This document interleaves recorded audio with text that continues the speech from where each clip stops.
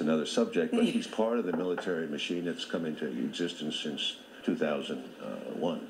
And I don't understand all the furor. I mean, in American media, they're praising him as a hero. I don't see the hero. I see a misguided policy in Iraq, a misguided, even more misguided policy in Afghanistan. I don't think the surge worked. I think that was a lot of media hype, and I don't trust his credentials. I mean, he said he never was in Vietnam, but he made his reputation writing about counterinsurgency in Vietnam, in which his main recommendation, a military expert told me, was, you know what? Get the press on your side. That was his counterinsurgency proposal, and he's very good at that. So when he appears on Congress with I don't know if you saw the row of medals the first time he appeared. He seemed to woo the congressmen. They were falling at his feet. The military worship in this country has reached unhealthy proportions. Second time he appeared, I don't know if you saw it, but it was about this much. And the third time I saw him, it was about falling off his jacket, you know.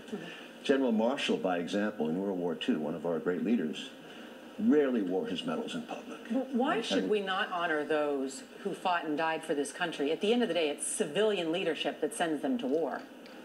I am all for honoring people who serve. I mean, I did serve, and I'm a veteran myself.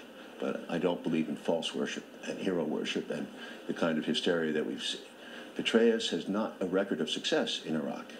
More people died as a result of the surge, Americans and more Iraqis. And in Afghanistan, he's begun a policy that's essentially backfired because the drone attacks are creating more enemies for America in the future. Do you believe there was a false narrative about General Petraeus? I do.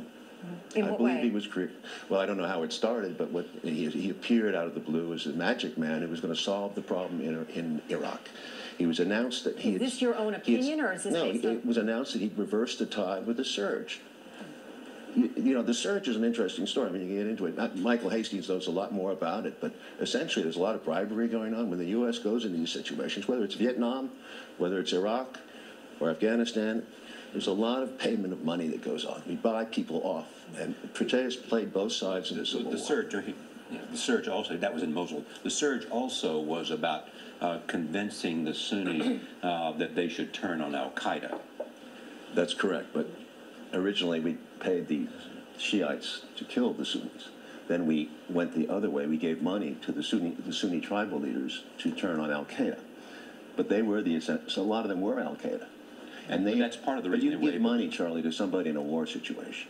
Do you think that they're really going to stay loyal to you? They take the money because you're American and you're rich. You have all the weaponry, but they know you're gone soon.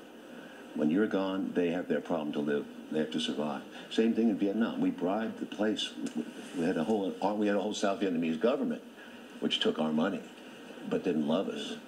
How would you define your money doesn't last? No. Define your own political philosophy as we talk about your own view of America.